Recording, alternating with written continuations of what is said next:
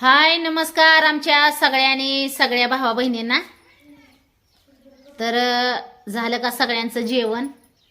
तुमच्या पूनमताईचं तर नाही झालं जेवण। काय रात्रभर जरा उशीरपर्यंत जागली ना, पहाटेपर्यंत कपडे शिवत होती, त्याच्यामुळं माझं काय जरा उशीरच झाला आवरायला। आणि जेवण पण नाही केलं मी अजून, स्वयंपाक पाणीच नाही झाला माझा। पोरींनी काय होत्या रात्रीच्या भाकरीन कालवण तीच खाल्लं।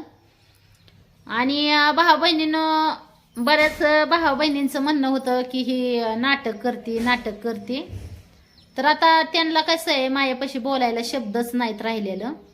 तर रात्री मला बऱ्याच बहिणींच्या कमेंट पण आल्या की पूनमताई पोरींला घेऊन घरात झोपा, आजकाल बाहेर कसं वातावरण चाललंय। तर मी रात्री सांगितलं होतं की बाहेर जी वातावरण चालू आहे ती मला पण माहिती आहे भाऊ बहिणींनो, आणि तुम्ही सांगितलं ही काळजीपोटी, त्याच्याबद्दल मी तुमचं मनापासून धन्यवाद करते। आता कायांना नावं ठेवायची ती काय त्यांची सवय काय जाणार नाही, त्याच्यामुळे त्यांना मी काहीही बोलू शकत नाही। तर जाऊन द्या भाऊ बहिणींनो। तर आज गोपाळ काल आहे, गोपाळ कालेच्या आमच्या सगळ्या भावांना आणि बहिणींना हार्दिक आणि लाख शुभेच्छा। आणि तुमच्या पूनमताईला कसं आहे, व्हिडिओ बनवायला जरा टाइम झाला, व्हिडिओ बनवायला टाइमच झाला मला। आणि आज मी गोळी पण नाही घेतली अजून काय माझी। आता मला बऱ्याच बहिणींच्या कमेंट आहेत सारख्या की पूनमताई दवाखान्यात जाऊन या, दवाखान्यात जायचंय मला, दवाखान्यात पण जाणार आहे। कारण की मी जर ठणठणीत असली तरच माझ्या पुरी आहेत ना आनंदात राहतील, नाही तर शेवटी कसं आहे माहिती आहे का, कुणी कुणाचं नाही। आणि तसं तर आहे ना, जी माणूस घरातलं करतं धरताय ना मेन, ती तर कधी टेन्शन घेतच नाही, म्हणजे घेणार पण नाही कुठल्या गोष्टीचं। त्याच्यामुळं कसं आहे, सगळं आपल्याला सावरायचं निवरायचं, त्याच्यामुळं आपल्यालाच बघावं लागणार आहे सगळ्या गोष्टी। आता सकाळी पुरी म्हणले, मम्मी तुला जर सारखा त्रास होतोय, कुणापासून होतोय ती तर त्यांना माहिती आहे, त्याच्यामुळं पुरी पण टेन्शन मध्ये येते त्या। तर म्हणले, मम्मी आमच्याकडून जेवढी तुला साथ देता येईल तेवढी आम्ही देण्याचा प्रयत्न करू, आम्ही बघतोय तुझं डोळ्यानी, आमच्या समोर करती तू सगळं। तर त्यांनी निर्णय घेतला की पूनमताई मम्मी आम्ही आहे ना, तुला जेवढी साथ देण्याचा प्रयत्न, जेवढी साथ देता येईल तेवढा प्रयत्न आम्ही करू, फक्त तू टेन्शन घेऊ नको, तू हसत राहा, तू आमच्या बरोबर दिवस तुझा विरघळून घालव, तू सारखी चिंतेत बसू नको। तर आता कसं आहे, शेवटी किती केलं तरी आईची लेकरांना, लेकरांची आईला माया। आता काय म्हणतात, माणसाची म्हण आहे भाऊ बहिणींनो, आई ही लेकरांसाठी काही पण करते, काही करणार पण लेकरांना जगावणार, लेकरांना कधी उपाशी मरू देत नाही आई। आणि काय लेकरं समंजस असतात, जी आईला समजून घेते ती, अशी लेकरं पण नशिबानच मिळते ती, आणि ती तुमच्यात पूनमताईला दिलेली आहे भोलेनाथाने समंजस। कधी करते ती येड्यावानी पण चला शेवटी लेकरं येतं। तर भाऊ बहिणीनं, आता कायांचं म्हणणं होतं की मी ह्या घरात खरंच सत्याची असली तर ह्या घरात तिने पाऊल नाही टाकावा, आणि तिला आयुष्य आरामाची सवय लागलेली आहे, अशी कायांचं कमेंट वाचल्या होत्या मी। तिला आयुष्य आरामाची सवय लागलेली आहे आणि ती बाहेर दिवस काढल का? तर मला त्या भाऊ बहिणींना एवढंच सांगायचंय की पहिल्यापासून मी आयुष्य आरामाच्या जीवनात म्हणजे ह्याच्यात जगली नाही, मी पहिल्यापासून हालाकीचंच दिवस काढलेलं इथं, आयुष्य आरामाच्या घरात दिवस काढलेलं नाही तुम्ही। आणि राहिली गोष्ट तर ती आयुष्य आरामाचं दिवस बघायला, तर त्याला कितीतरी मला मेहनत घ्यावी लागली हितपर्यंत पोचायला. ही काय कोणाच्या जीवाला आयुष्य आराम नाही किंवा कुणी फुकाट दिलेला आयुष्य आराम नाही. हितपर्यंत यायला कितीतरी ठोक्याचं घाव सोसल्यात ह्या जीवानी, तवा हितपर्यंत पोचली आणि आयुष्य आरामाचं घर बनवलंय. तर त्या भावा बहिणींनी एवढा लोड घेऊ नये, जी मला ही सारखी सारखी वाईट कमेंट करत असतात सतत आणि मला त्रास देण्याचा प्रयत्न करीत असतात. त्यांनी जास्त लोड घेऊ नये, मला एवढंच म्हणायचंय. राहिली गोष्ट तर माझी बाहेर जाऊन राहण्याची किंवा घरात येण्याची. तर कसं आहे भावा बहिणींनो, माणसाच्या डोक्यात टेन्शन असलं ना तर माणूस काही पण करू शकतोय. टेन्शन मध्ये माणूस काय पण पाऊल उचलतोय. तर मी गेली बाहेर, राहिली बाहेर जाऊन, केला तिकडं स्वयंपाक, खाल्ला. माझं टेन्शन कमी झालं, माझ्या लेकरांनी माझं टेन्शन कमी केलं, आली परत मी इकडं घरात. त्यात कुणाला वाईट वाटून घ्यायची काहीही गरज नाही, कारण की मी काय आयत्या बिळात शिरलेली नाही किंवा काय नाही. आयत्या बिळात नागोबा नाही, स्वतःच्या कष्टाने उभा केलेलं आहे. आता मला कितीतरी भाऊ बहीण सांगतात, पूनम तू घराच्या बाहेर निघायचं तुझं काहीच कारण नाही, तू घराच्या बाहेर अजिबात जाऊ नको, तुझ्या कष्टाने तू बनवलेला आहे आणि तुझा अधिकार आहे तिथं, त्याच्यामुळं तुला बाहेर जायची गरज नाही. ज्या माणसामुळं तुला त्रास होतोय ना त्याच्यापासून तू लांब राहा, असं मला प्रत्येक वेळेस भाऊ बहीण सांगत असतात. पण तरी पण मी आहे ना भाऊ बहिणीनं प्रत्येक वेळेस कानात टाकून चला, सगळी समजून सांगण्याचा प्रयत्न करतात. चला जाऊ द्या, 2 दिवस होईल वाद, परत होईल चांगलं. ही असा जीवाला आधार देत मी आतापर्यंत जीवन जगली. काल मी दिवसभर टेन्शन मध्ये होती, रडली पडली. शेवटी माझ्या लेकरांनाच माझं वाईट वाटलं, बाकीच्यांना कुणाला काहीही फरक पडत नाही.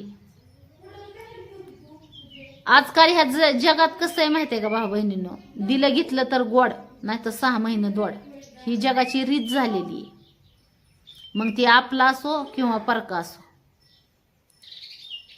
तर आता माझ्याबद्दल कुणाला काय विचार करायचा आहे ना, त्यांनी बिनधास्त करा, तुमचं मन आहे.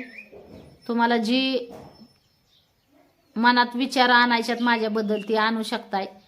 कसं आहे, शेवट माझ्या परमेश्वराला माहिती. काल माझ्या देवाला सुद्धा, महादेवाला सुद्धा मध्ये आणलं लोकांनी काय की देवाला घाबर, तुझं नाटक चाललंय. तर माझ्या देवाला माहिती आहे माझं नाटक आहे का काय आहे. आणि महादेवाची भक्त आहे मी, महादेवाची म्हणजे मनातून महादेवाला मी पहिल्यापासून मानती आणि अजून पण मानती आणि इथून पुढं पण मानत राहणार. कारण की माझं सुखदुःख मी सगळं महादेवाला सांगत असते. आणि महादेवाचा जो भक्त असतो ना, तो जर खऱ्या मनाचा असला तरच देव त्याला भरभरून देत असतो आणि यश पण देत असतो कुठल्या पण कामात.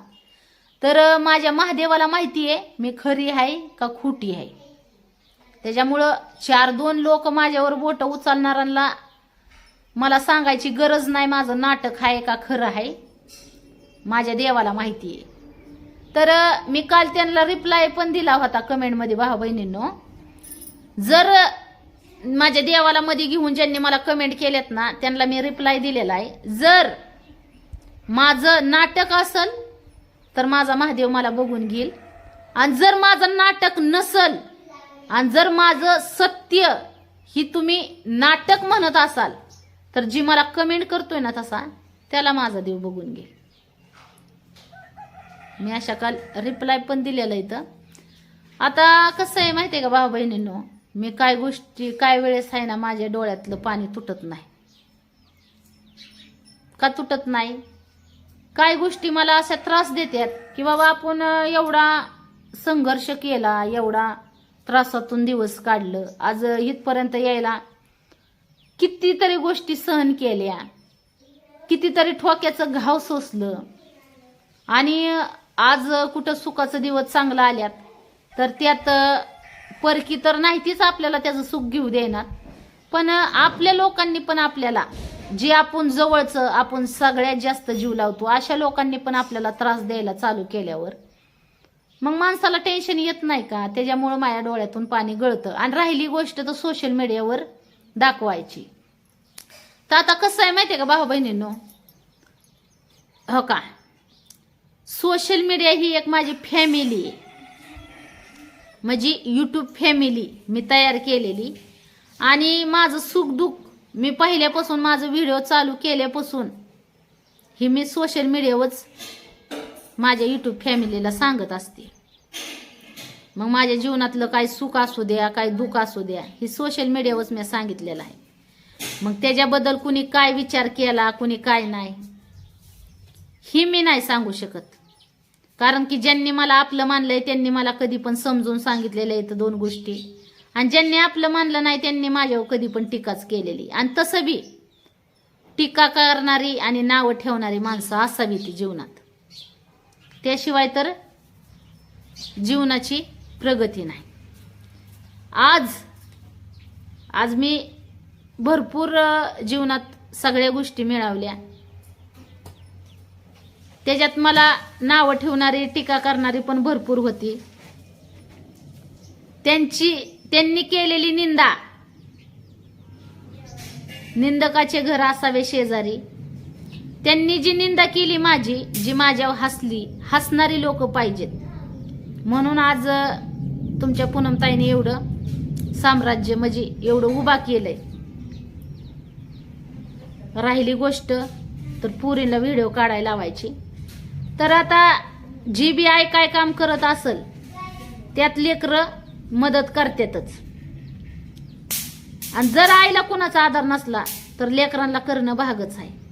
तर आता सोशल मीडिया म्हणजे कसं आहे, माझं एक व्हिडिओ काढून पैसे कमवायचं साधन आहे. तर ती सोशल मीडियावर व्हिडिओ काढून मला आधार देण्याचा प्रयत्न करतात, बस एवढंच. राहिली गोष्ट तर त्यांचं शिक्षणाचं. तर भाऊ बहिणींनो, मला कसं वाटतंय माहितीये का, जर त्यांनी पण मला थोडीशी साथ दिली तर त्यांच्या शिक्षणाला पण थोडी मदत होईल. आज शिक्षण पण पूर्ण करणं सोपं नाही. आणि एकटं माणूस आहे ना कुठपर्यंत वडवड करणार आहे. आज माझी परिस्थिती अशी आहे, मी किती दिवस झालं गळून गेली तरी पण मी सतत काम करते. का करते तर माझ्या लेकरांना कुठल्या गोष्टीची कमी नाही पडावा म्हणून. तर आता शेवटी किती केलं तरी माझ्या 9 महिने पोटात वागलेली लेकरं येते ती, म्हणजे माझी ज्या पुरी येतं माझ्या 9 महिने माझ्या उदरात वाढले ती. माझा हाल बघून त्यांना काहीतरी वाटत असेल की बाबा आपल्या मम्मीचं एवढी तब्येत खराब आहे, एवढं दुखतंय, तरी आपली मम्मी आपल्यासाठी काय नाही काय सतत करत राहते. त्याच्यामुळं त्यांना आली असेल माया दया माझी. जरी बाकीच्यांना नाही आली तरी लेकरांना तर आली ना. बाकीच्यांना नका काय आहे ना. ती कशी स्वार्थी नाती झाली ती. जो माणूस पुढच्या माणसाला समजून घेत नाही ना तो स्वार्थी नातेच असतो. आणि एखाद्या माणसाला जर आपण काही सतत चांगलं सांगण्याचा प्रयत्न केला आणि जर त्याने सतत त्याचा गैरच अर्थ काढून जर आपल्या बरोबर वादविवाद करत बसला तर अशा माणसांना सांगण्यात पण काय अर्थ नसतो. त्याच्यामुळं हो का मी पण आता डिसिजन घेतला भाऊ बहिणींनो. शेवटी राहिलं विषय तर घरात यायची. तर घर आहे ना पूर्ण मेहनतीनं बनवलेलं आहे आणि खास माझ्या पुरींसाठी मी बनवलेलं आहे. तर माझ्या पुरी मला दुःखात कुठं घालायच्या नाहीत. आज मला कितीतरी भाऊ बहीण म्हणतात की तुला एवढं मोठं घर बांधायची काय गरज होती, एवढं मोठं घर बांधायची तुला काय गरज होती. मला गरज नव्हती एवढ्या मोठ्या घराची, किंवा मी घेऊन पण जाणार नाही संग माझ्या माग घरदार. पण एक लेकरांना, माझ्या लेकरांनी जी माझ्या पहिल्यापासून हालवानवास काढलं तर त्यांना एक बेहतर जीवन, चांगलं घरदार देण्याची माझी एक मनापासून देवाजवळ एक प्रार्थना होती. ती मी पूर्ण केली आणि माझ्या भोलेनाथाने मला साथ दिली. ह्यातच मी माझ्या भोलेनाथाची भरपूर आभारी आहे. आणि माझ्या कष्टाला माझा देव यश देतो, ह्यात पण मी देवाची मनापासून आभारी आहे. कारण की मी जी कष्ट करते ना ही माझं निर्मळ मनाचं कष्ट आहे. कोणाविषयी मनात पाप घेऊन मी कष्ट करत नाही. आणि राहिली गोष्ट तर कुठल्या गोष्टीचं नाटक ही करण्याची, तर ती नाटक पण आहे ना करती का नाही करती ही माझ्या देवाला माहिती आहे. आणि माझं मन कसं आहे हे माझ्या परमेश्वरालाच माहिती आहे. त्याच्यामुळं 4 लोक जी मला ही जी सतत वाईट बोलून काय सिद्ध करण्याचा प्रयत्न करतात ना, त्यांना मला एवढंच सांगायचंय, तुम्ही जास्त लोड घेऊ नका. माझ्या घरात येण्याचं, माझं बाहेर जाण्याचं, तुम्ही तुमचं मत मांडताय ठीक आहे, पण तुम्ही काय लोक हद्द पार करून कमेंट करतात. पण कसं आहे, देवाला सगळं दिसतंय. माणसाच्या नजरेतून माणूस हुकल, पण देवाच्या नजरेतून हुकत नाही. त्याच्यामुळं कसं आहे भाऊ बहिणींनो,